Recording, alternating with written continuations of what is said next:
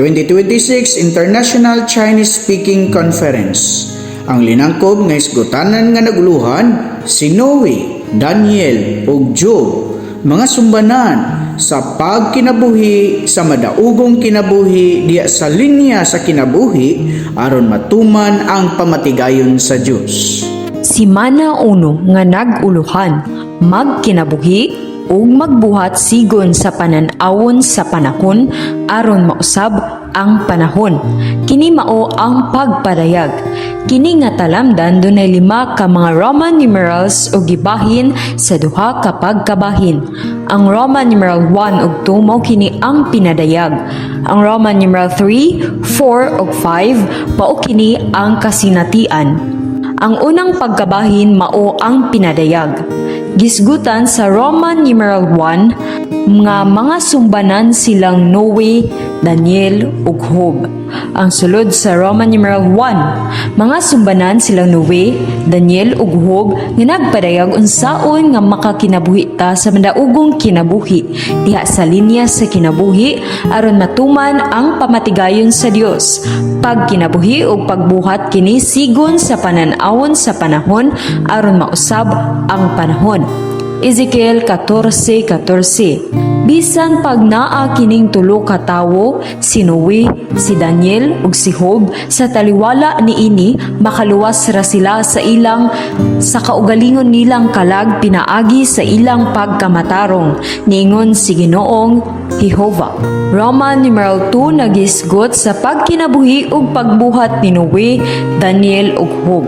Ang sulod sa Roman numeral 2, ang kinabuhi nilang Noe, Daniel ug Job nagpadayag sa tulusang Dios nga nagpaambit sa iyang kaugalingon, nagbuhat sa iyang kaugalingon, nganha sa iyang pinili ug tinubos nga katawhan aron matuman ang walay katapusang pamatigayon niya.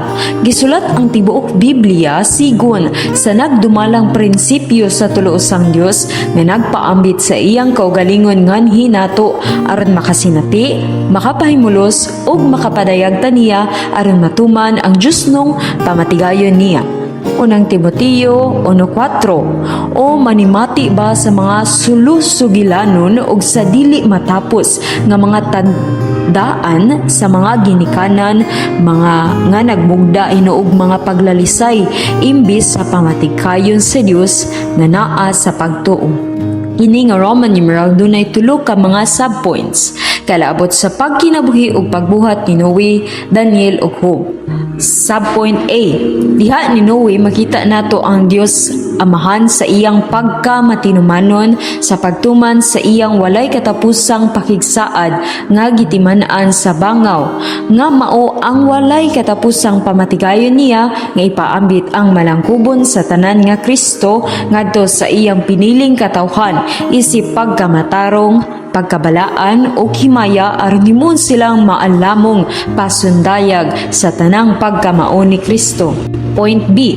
Diha ni Daniel makita nato nga si Kristo nga anak mao'y sentro ug paglukop sa lihok sa Dios ug nga ang tumong sa walay katapusang pamatigayon sa Dios mao ang pagkabaton sa hiniusang Kristo. Si Kristo uban sa iyang mga mananaog nga batong mudugmok nga mahimong iya sa dispensasyong instrumento niya nga motapos ning panahona ug mahimong dakong bukid nga mulukop sa tibuok yuta maghimo sa tibuok yuta nga gingharian sa Dios.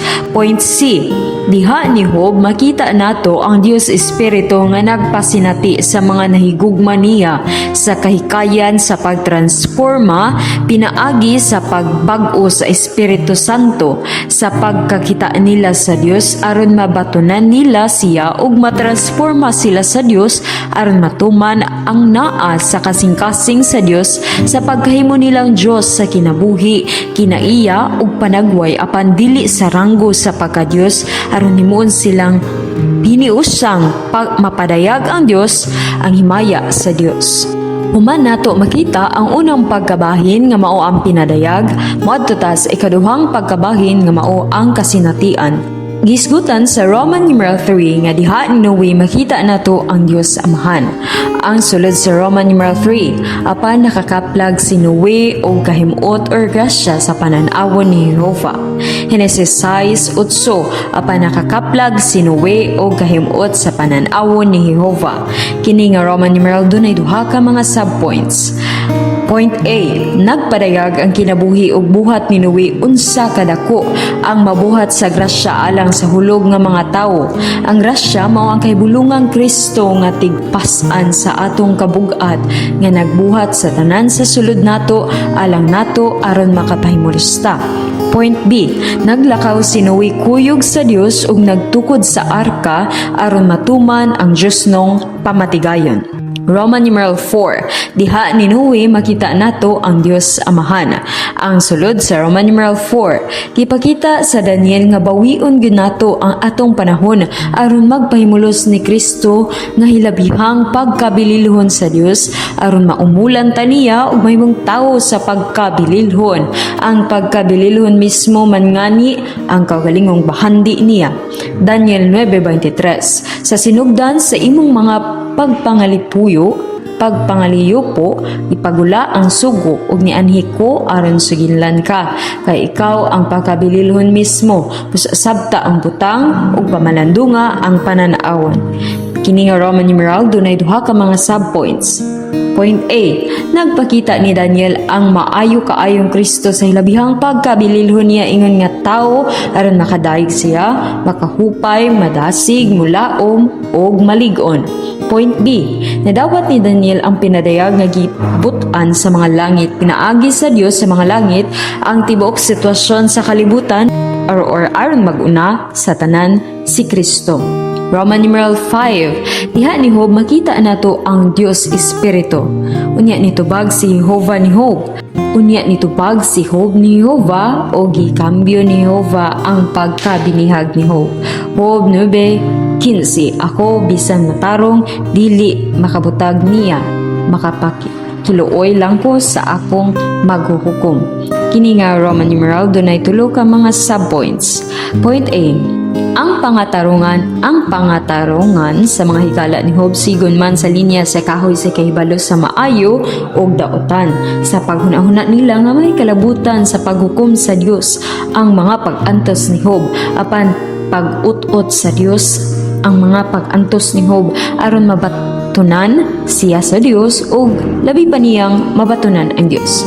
Point B, kipadayag sa Job nga ang Biblia madunay 66 kabasahon alang ra sa usa ka butang nga ipaambit ang Dios iyang kaugalingon diha ni Kristo pinaagi sa espiritu nganhi nato aron mahimong atong kinabuhi kinaiya ug tanan aron ikinabuhi ug ipadayag nato si Kristo.